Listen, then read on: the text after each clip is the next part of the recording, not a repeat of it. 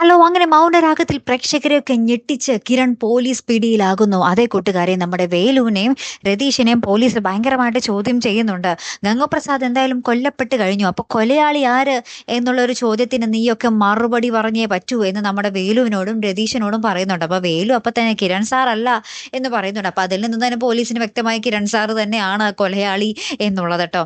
അതിന് പിന്നാലെ നമ്മുടെ കിരണിനെ പോലീസ് വിളിപ്പിക്കുകയാണ്. അപ്പൊ കിരൺ നമ്മുടെ രതീഷിനോടും വേലുവിനോടും പറയുന്നുണ്ട്, ഈ ഒരു പോലീസ് അന്വേഷണം ഏറ്റവും കൂടുതൽ അലട്ടുന്നത് കല്യാണിയെയാണ്. അതുകൊണ്ട് ഞാൻ പോലീസ് സ്റ്റേഷനിൽ പോയിട്ട് എന്താ പറയാ, എന്നെ പോലീസ് കൊണ്ടുപോയി ഞാൻ വരാൻ വൈകിയാലും ഇനി എന്നെ കൊണ്ടുവന്നില്ലെങ്കിൽ കൂടെയും അത് കല്യാണി അറിയാൻ പാടില്ല എന്ന്, കല്യാണി അറിയിക്കാതെ നിങ്ങൾ നോക്കണം എന്ന് നമ്മുടെ കിരൺ പറഞ്ഞിട്ട് പ്രത്യേകം പറഞ്ഞിട്ടാണ് പോകുന്നത്.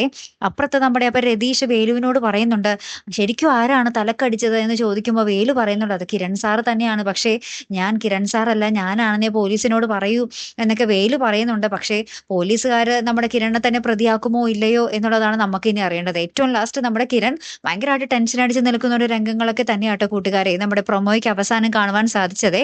അപ്പൊ എന്തായാലും നമ്മുടെ കിരണിന്റെ കയ്യിൽ വിലങ്ങൊക്കെ വെച്ച് കൊണ്ടുപോകുന്ന രംഗങ്ങൾ അടുത്ത് തന്നെ വരുമല്ലേ. കാത്തിരിക്കാട്ടോ. അപ്പൊ അടുത്തൊരു വീഡിയോയുമായി വരുന്നത് വരയ്ക്കും ഗുഡ് ബൈ.